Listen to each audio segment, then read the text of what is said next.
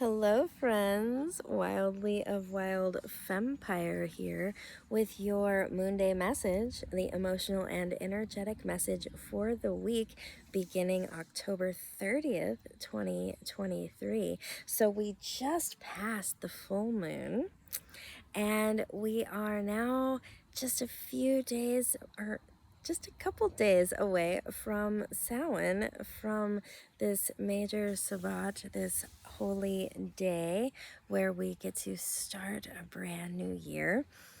And I want to just offer why this feels so potent to me. You know, if we are living lunarly, if we're living in the cycles and the seasons, this time of the year truly begets this shift into winter. We really begin to feel it in our bones. We really begin to feel it in our bodies. And life starts to slow down.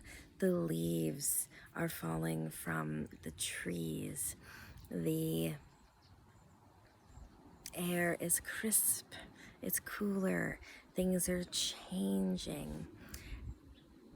And it doesn't make any sense for a new year to begin on January 1st, smack dab in the middle of the change of the season, right? Like, this is the time. It began at the autumn equinox, and now here is the gateway. Here is the portal into death, so to speak. This is when the veil is the thinnest and we can make our connections to our well and whole ancestors. And life just begins to slow down. I can feel it in my body. I can feel it in my animals' bodies. I can see it in the plant life around me. Things are beginning to change. And this week, we are given the gift of the Strength card. Now, you'll remember we got this card 4 or 5 weeks ago, I believe, on the 18th. And it was speaking about moving through transition, moving through that period where change is occurring and we don't have control over it. And we are learning how to ride the change rather than resist the change. And the fact that we've gotten strength twice is very notable to me. And it also feels notable to point out that the year we're moving into, 2024, is the year of the Strength card. So there is a thread here for us to follow with great mystery if we choose to do so. And if you remember from 5 weeks ago or whenever it was, strength is all about balance and flexibility. It's about staying with what is. It's about resilience. It is about trusting the process and continuing to show back up and show back up and show back up for life, no matter what. And our culture doesn't necessarily honor or give space for this type of strength, right? We're taught very much in capitalism to go, go, go and push, not by being with what is, but by gaslighting ourselves and not being with what is. So follow my thinking here. You know, we're taught to work many, many hours more than the human body and mind can do, so with full focus, right? Like, scientifically speaking, the mind has a few hours of focus before it needs to actively take a break and reset itself. And we live at a pace of life, at least in civilized cultures, where it's go, go, do, fill the schedule, have so many things going on that we never pause to rest. And then when we finally get home exhausted, that's when we turn on Netflix and chill and just zone out.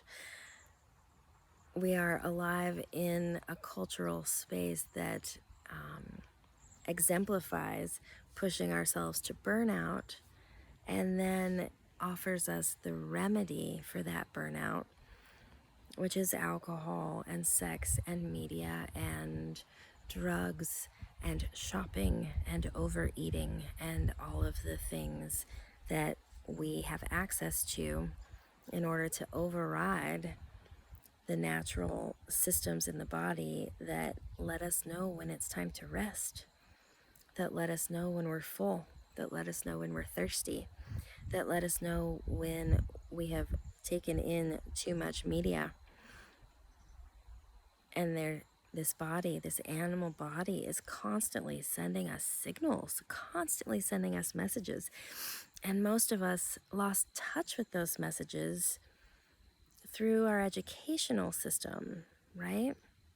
Like when we really look at the ways in which our educational processes operate, where we take young children and we don't let them eat when they're hungry or drink when they're thirsty or rest when they're tired or move their bodies. We teach them to sit in a chair for really long periods of time and to override what the animal body urges them to do in order to belong to the classroom and receive the mental nutrition.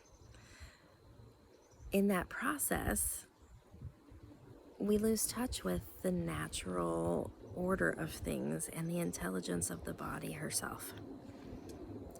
And I say these things without shame or judgment. I don't have an answer or how to fix all of these systems.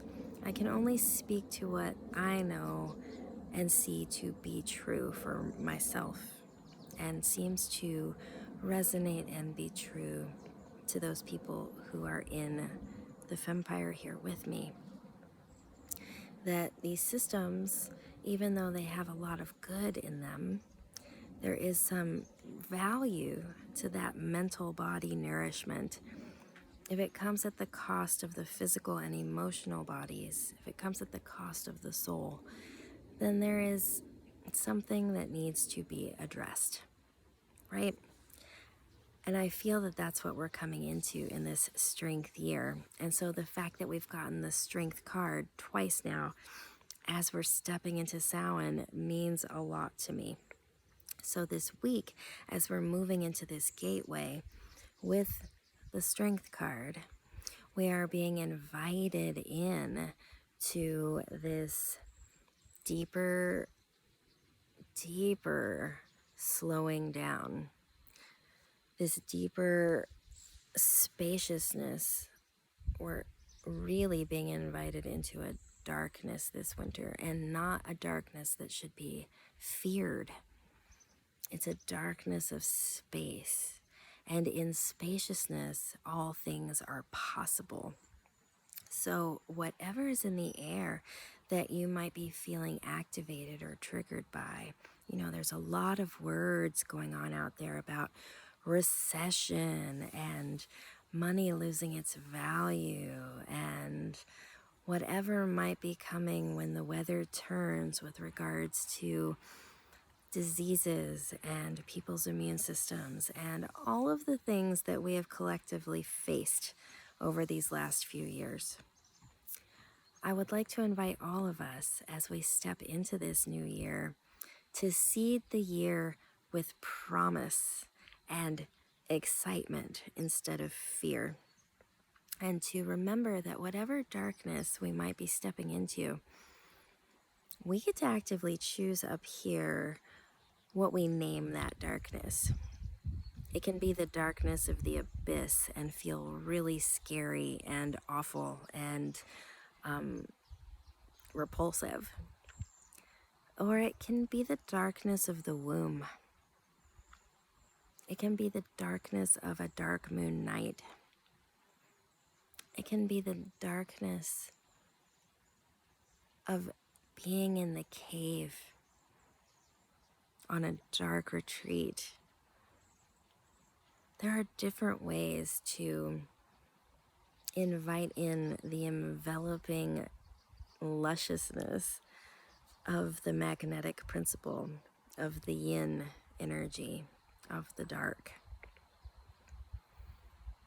And it's coming with winter. It's coming whether we prefer it or not. It's coming if whether we resist it or not. This is simply the way energy moves. It's just moving. Energy's moving in a pattern from a microcosm to a macrocosm. It's happening. The pendulum is swinging back and forth. It always is, whether we prefer it or not, whether we like it or not.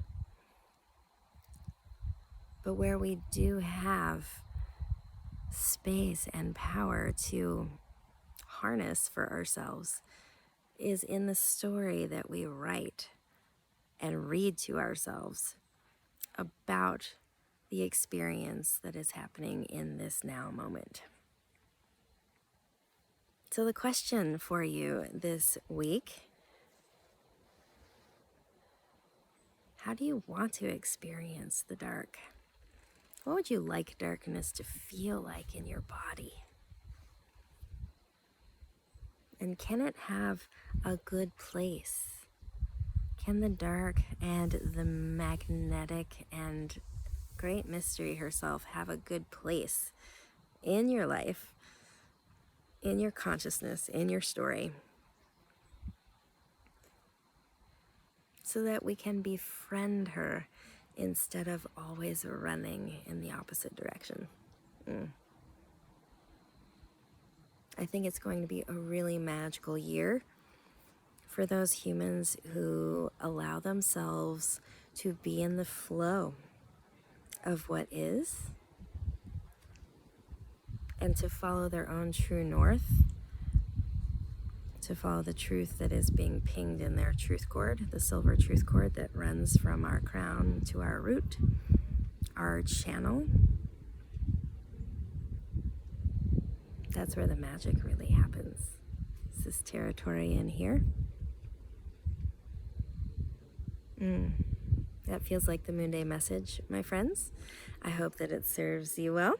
I hope that you have everything that you need. I'll be dropping a few more videos this week. We will get one for Samhain.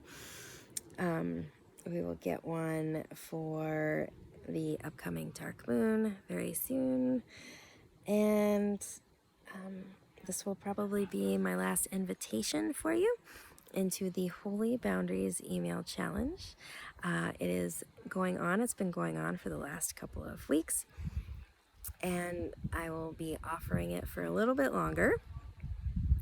This is a 1 moon cycle program delivered directly to your inbox that will support you in discovering, naming, and maintaining your own personal boundaries.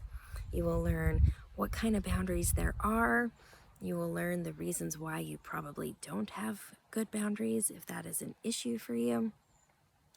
And you will learn how to begin creating a ritual for yourself so that boundaries become second nature and not something that you have to work at all the time.